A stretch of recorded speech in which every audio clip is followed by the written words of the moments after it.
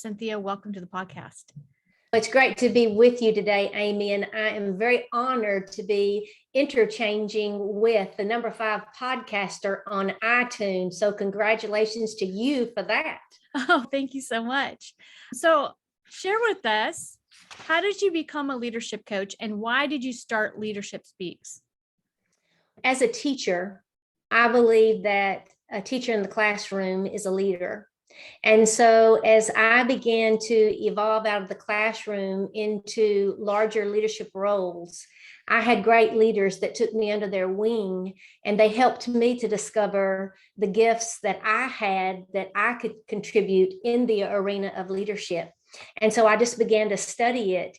And I think the reason why it's so important to me is because I want to serve in the lives of others and for them. And so I started Leadership Speaks after I retired from education, 34 years in education.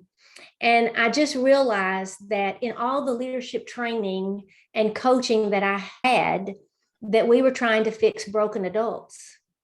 And so it just came to me in the middle of the night. Oh my goodness. I sat up in the middle of the bed and I said, we're waiting too late to teach these skills of leadership until someone is in the work world. And to get an adult to change their behavior is very difficult. And so I started Leadership Speaks to dip down and start teaching these skills early on to young students, so that they could design and be inspired to have the life that they want. So in walking through your journey, what are you grateful for? Relationships. I'm so grateful that I have the capacity and the confidence to interact with a complete stranger. Sometimes it takes me a little while in the grocery store because I'm not an online grocery shopper. I want to go to the grocery store. That's one of the great places to interact with people. And I'm just really grateful that I have those skills of building relationships. And I take pride in the relationships that I've built over my lifetime, because I would hope that someone would say that I know Cynthia, and because I know her, I can call on her no matter if I've not seen her in a week, a month, a year, or 5 years, I can still call upon her. That's what I'm most grateful for, is my people connection. Yeah. So why are human skills and soft skills just as important as establishing culture? Let's think about any organization, from a family to a business. There's 4 aspects to any organization of people. Number 1 is the physical. And that's the plants, how beautiful the building is, the paint on the walls. We can change those things quite easily. The second aspect of an organization is the structural, the procedural, all the things that govern our work on a daily basis, even in a family. The third aspect is behavioral. This is the biggest part of establishing culture, because the base of the triangle of an organization is the culture, but you don't achieve the culture that you want until you get into the work of the behavior of the people who are in it. So culture exists regardless, but if you want an ideal culture, then you have to start deciding what behaviors do you want to show up every day so that you can direct the actions and the reactions of the people on a daily basis, because that's what creates the culture. It is those soft skills, those human skills that are often lacking. And that's why we can't have the ideal culture that we envision, whether it's in our family, whether it's in a classroom of students that I love, or whether it's in the organization that I'm a part of. It is the human skills that help to create the culture where everybody in the morning, they stick their key in the ignition of their car, or they turn on their key fob and they say, oh, I can't wait to get there. I can't wait to be a part of these people. And so that's why the human skills are so vitally important to me and to the culture. Yeah, definitely. So how does the skill of listening help you lead? If you're not listening, you cannot learn. I already know what I know. If I want to learn, I need to be listening when another person is talking. And I don't mean listening to speak. I mean listening to really take in the accurate facts and feelings that a person is sharing. I divide the world up in two different kinds of problems: technical problems, relationship problems. And technical problems, if I'm not listening, I cannot be a part of helping lead someone to their solution or help find the solution to address that technical problem. Relationship problems, I don't want to create the learned helpless. So I need to be listening to whoever it is that is exchanging with me. And I need to just ask the right questions and open the door so that they are arriving at their own solution and empower them to own it. And so the only way that happens is if we listen. If we're speaking, we can't learn anything. And so I just believe that listening is the most underused skill around the world, everywhere. Yeah. So why do you believe everybody is a leader? Because I believe in divine creation. And I believe that at inception, that every child is born and designed with unique gifts to contribute to the world. And I believe that everyone has the capacity to lead inside them and that leadership can be learned. I don't believe that leaders are born. I don't believe that you're just born a leader. I believe that leadership is something that a person has to choose. Therefore, it's learnable, if that's a word. It's learnable. And I just believe that some like to lead from center stage.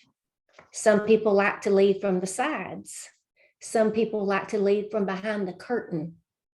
And we need all of those leadership types, because sometimes when we're leading, the act of leading is for us to follow.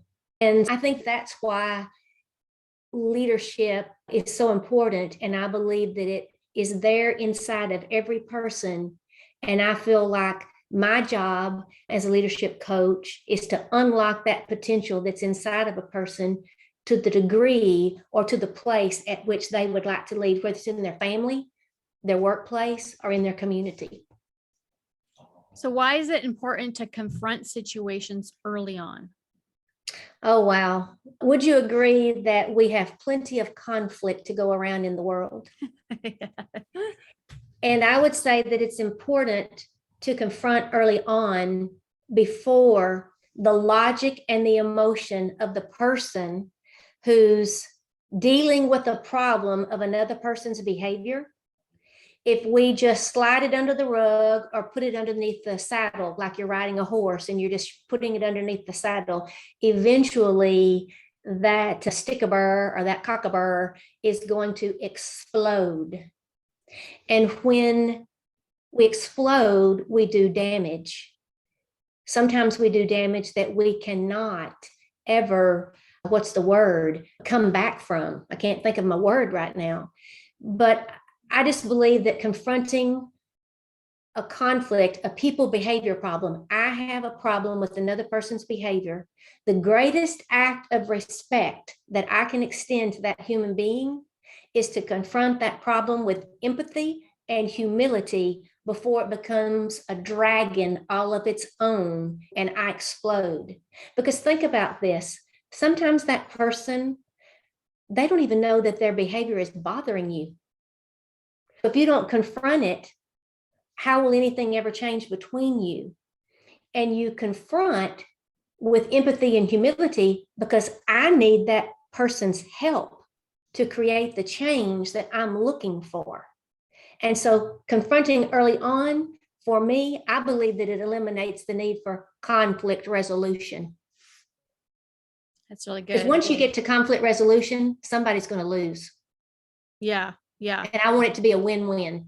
Yeah. And everyone just seems to take way too long to address those things. And it's easy to do. It's easy just to, oh, I'm going to overlook it, but then it piles up and it gets worse and it gets worse and it gets worse. Let me tell you this. Anytime that you have a problem with another person's behavior, you have three choices. You have three choices. One is just what you said. I can live with it. I'm not going to do a thing about it. But when you agree to that in your mind, then you can't go to the water cooler and be talking about that person and what they're doing. You can't go into the family and talk about that person because you've said, I'm not going to do anything about it. And when you say that, it's over with. I can live with it, let go of it. The second choice you have is to remove yourself.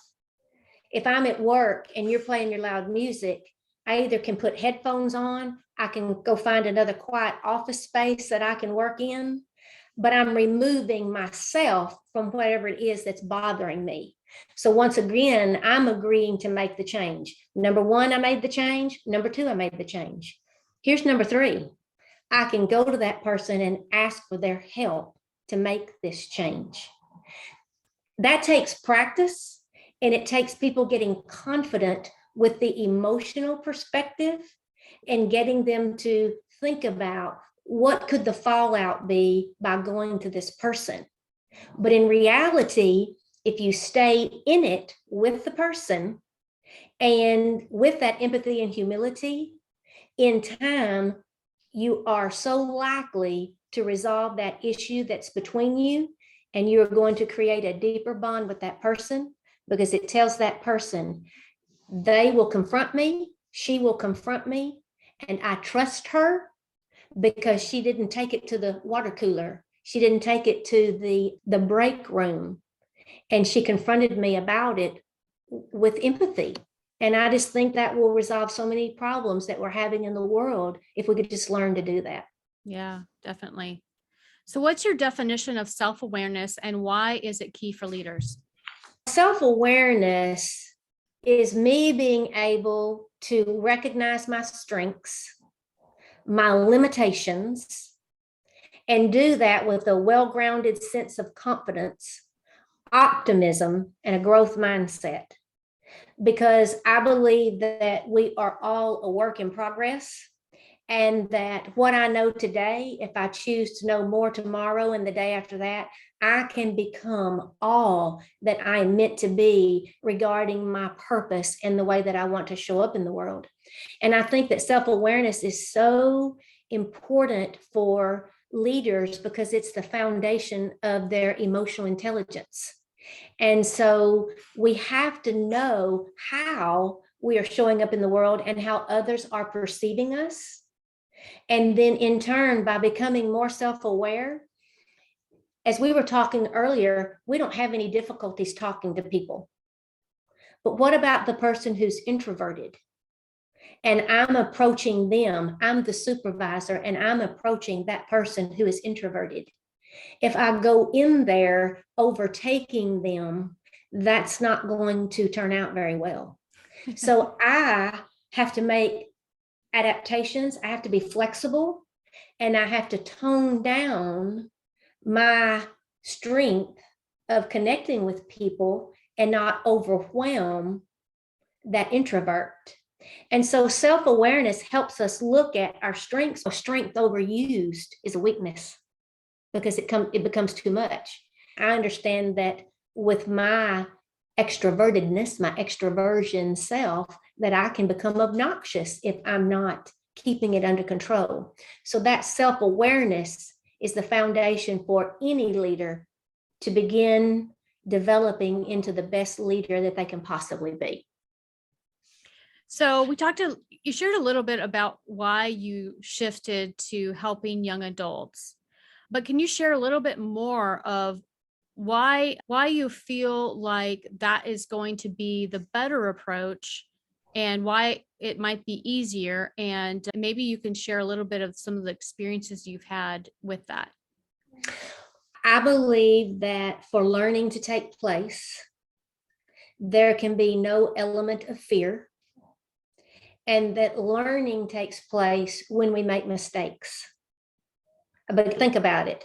my greatest learning that I can remember is when I literally fell down and busted my knees open. And that is when your mind is open to learning how not to let that happen again. And we have this world where everybody looks perfect, everybody acts perfect.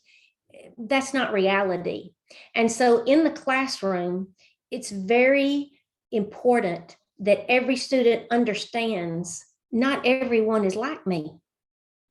There are those that are caretakers. They're the peacemakers. They want harmony.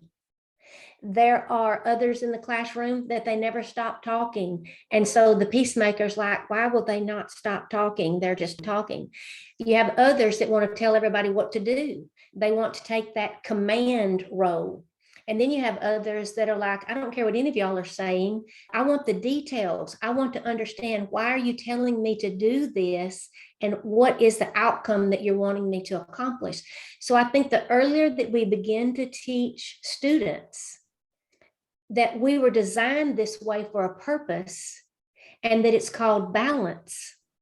Because let's talk about, if we only had the command and the control type of personality, how would we get anything done? We'd be fighting all the time as to who's going to be in charge.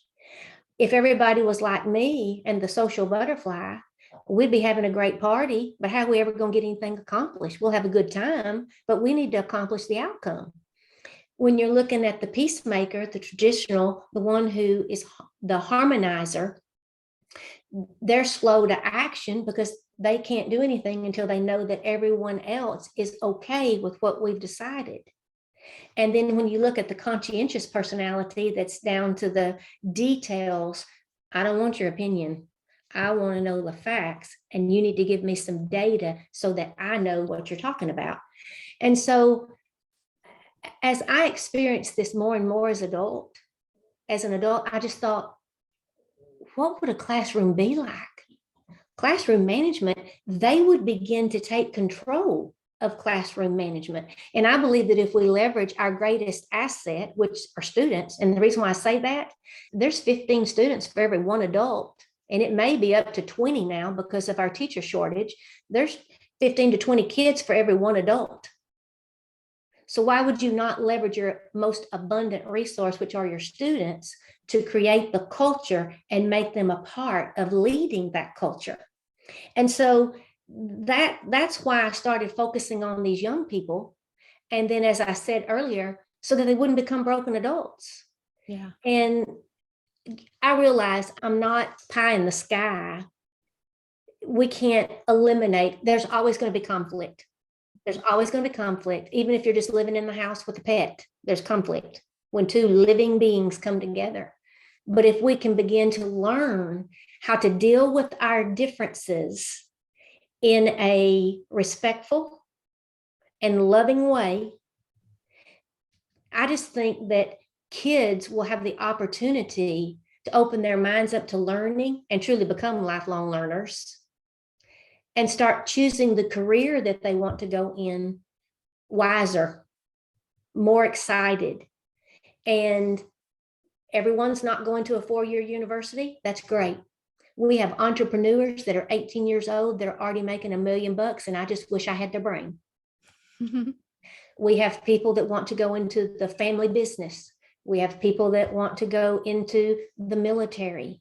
We need all of these people. We need plumbers. We need HVAC, and we need to make the way for everyone to feel worthy of the career that they choose, and to love people along the way and accept them for who they are.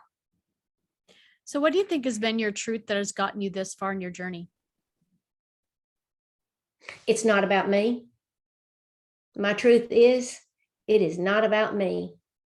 It is about anyone that is put into my pathway, that I'm there to serve them, whether they are looking for an item in the grocery store and they can't find it, whether they are at the gas station and something's wrong with their car and nobody seems to be coming to the rescue, whether it's a student in the classroom who seems to be struggling with their relationship with a particular teacher, whether it's one of my staff that they are having difficulty. My truth is, it's not about me, it is about them. So can you share some of your client success stories? I'm going to tell you my favorite one was the first group of kids and teachers that I worked with. I had two girls that were in the training, and it was a small school. They knew of each other, but they had never interacted. And on the third day of the training, we do a little closing activity where we write personal recognition statements to somebody in the room other than me, other than their teachers, because I'm trying to get the students to acknowledge the behavior of another individual, how it made you feel, and the impact that it had on you. So I had these two girls, and I'm asking for volunteers because you never force a student to speak in front of other students. That's just a no-no. So one of the girls, I believe they were 2 grades apart. One was a sophomore. No, they were sophomore and junior. And the junior stood up and she said, I'll read mine. So she read her recognition statement to the sophomore. And you could hear the air in the room. It was just because we couldn't believe how thought-provoking, how emotional it was, because she said to this young girl, if I had not been here for these 3 days, I would have continued to look at you across the campus, never approaching to have a conversation with you. And now, after these 3 days, I have a friend forever, and I will always remember you. And I look forward to how we're going to continue our friendship beyond this class. Then the little sophomore popped up. She had written the recognition statement to the junior, and neither one of them knew this. Oh, wow. And so she said to her basically the same thing. And I just got tears in my eyes because these two people had the opportunity to connect. And that connection was so deep because they had this experience together. I had another young man who said to me, I finally now, because what you have taught me, I've had a positive conversation with my stepmom for the first time. That's huge because there's so many blended families out there. I had an adult technology supervisor who said to me, who wrote to me in an email, she said, I can't believe I'm already using what you've taught me, and it has changed the way that I communicate with my adult daughter. And we are now having the most wonderful conversations. Oh, wow. And so I think if you can change a personal life, I always tell people, think about yourself at home and practice this at home. Then bring it to your school, your workplace, your community, because then it's a part of you. And so these individuals were really going out and using exactly what they learned. And so I think that those are some of my greatest success stories, and I can't wait to just keep adding to them in the years to come. Definitely. So if you were able to give yourself one piece of advice when you first started out on your journey, what would it be? Ooh, patience, because I really don't have a lot. I wanted to create Leadership Speaks, and it just be the thing that everybody was after. And you have to have patience, and you have to grow. And I now know things like elevator speech, because when people would ask me, so Cynthia, what is this new thing that you're doing? And what are you doing now that you've retired from education?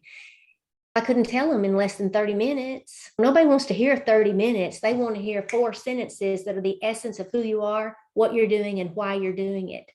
So patience. I think the second thing is never underestimate a network of peers. And I think that I can be very grateful for the pandemic because it forced me into the virtual world, which is one of the reasons why I've met you. And I have created this network of my peers now that are on this same service leadership journey that I'm on from around the world. I have friends in Ireland. I have friends in Portugal. I've just got friends all around the world. And that's my advice, that I would say, to my younger self when I first started Leadership Speaks. I think it's 5 years ago now. I said 4, but I think I've been up and running for 5 years. You have to be patient, create the network of peers that will give you support, but will also give you critical feedback, because that's the only way we grow, is with that critical feedback that is shared with us in love, in true love of what it is that we're all trying to do. So, Cynthia, if there's somebody that's listening and would love to work with you, what's the best way to contact you? Definitely email or phone. I have a website, and my company is called Leadership Speaks, but the program that I've designed that I'm so proud of is My Choice to Lead. So if they just Google My Choice to Lead, they'll find me. And then my email is cynthia@mychoicetolead.com. And on there's my phone number, and I have phone calls from strangers every day, and I always answer. And I'm just looking forward to all the great things that possibly are going to happen in helping people really become that leader that's inside of them and unleash it for all the right reasons. I will also put all of your links down below. Thank you so much for coming on today and sharing your expertise. Oh, thank you for having me. And if you're listening, you want more information about this podcast or upcoming shows, you can visit acalltothrive.com. Thank you, everyone, and have a wonderful week.